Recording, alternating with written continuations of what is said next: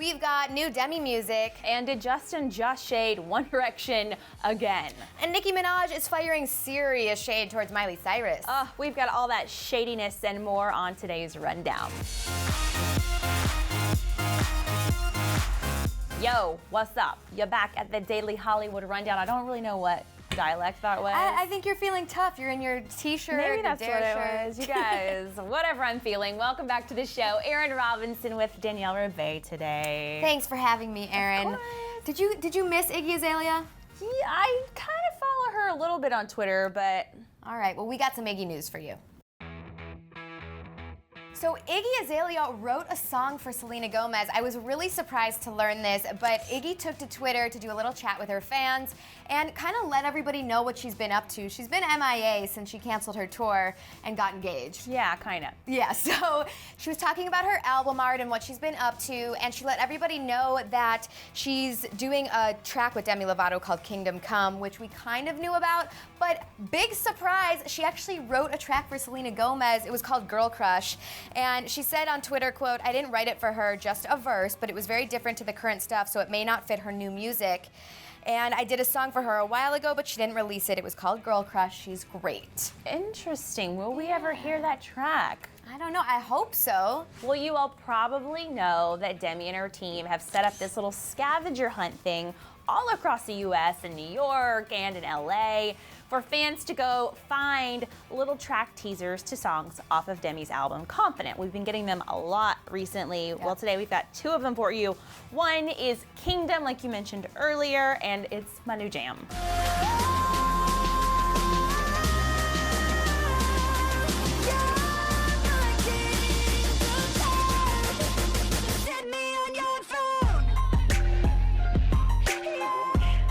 But that is not all. Another teaser was released called Wildfire. Baby, you're all I need. Come now, set me free like a wildfire.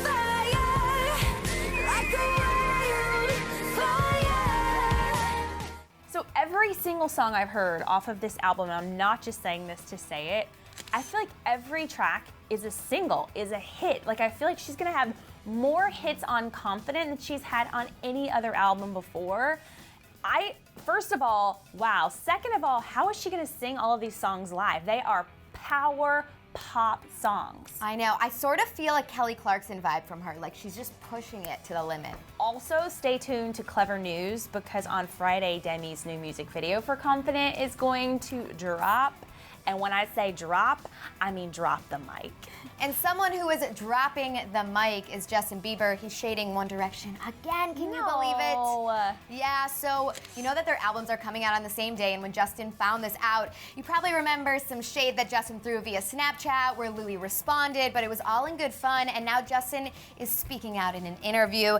He told a New Zealand radio show, Smash, that it was just friendly competition, but he replied, "They're not really going on the road much, but we're talking about them right now, so it gives them some promo, right? So that's probably why they did it. I think it was strategy on their part because my release date was first, but whatever, it's going to be fun. I'm excited to see what happens." Well, I think it's a compliment, first of all, that One Direction would pick the same date as Justin Bieber, because they knew Justin Bieber's album was coming out. That's not a coincidence, so maybe Justin's flattered. Second of all, I think this is going to help both of them.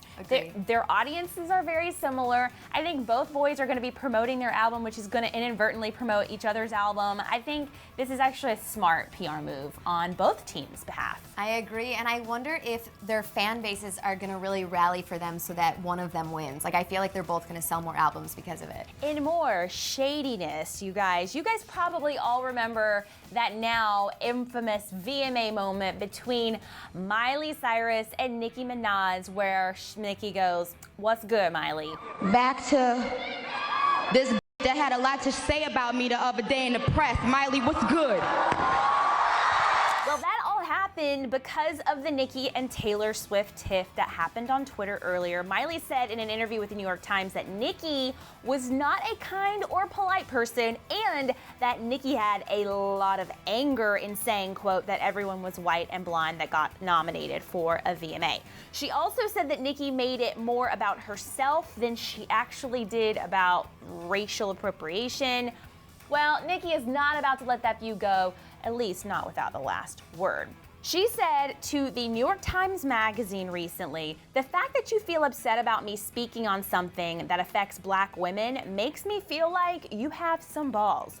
You're in videos with black men and you're bringing out black women on your stages, but you don't want to know how black women feel about something that's so important? Come on, you can't want the good without the bad. If you want to enjoy our culture and our lifestyle, bond with us, dance with us, have fun with us, twerk with us, rap with us, then you should also want to know what affects us, what's bothering us, what we feel is unfair to us. You should not want to know that." Now, I am not about to jump into this whole race argument because I think both Nicki and Miley are wrong on some fronts during this whole conversation, but I am gonna say the timing of this is quite interesting. The AMA nominations, the American Music Award nominations, are happening next week. I do not think that this is an accident, that this is the week that Nicki Minaj has decided to speak out and set the record straight, because she really is the queen of self-promotion, which you kind of have to be your own biggest fan these days with the internet and stuff. But I do feel like I would respect Nicki's opinion a little bit better if I didn't feel like she was trying to manipulate the headlines. Like if she, the week after the VMAs, if she would have said this, then it would have made more sense to me. I don't know, the racist stuff aside, I feel like there is a purpose behind this. Nicki is a very smart businesswoman, and I feel like she knows what she's doing all the time, so timing is good for you, Nicki.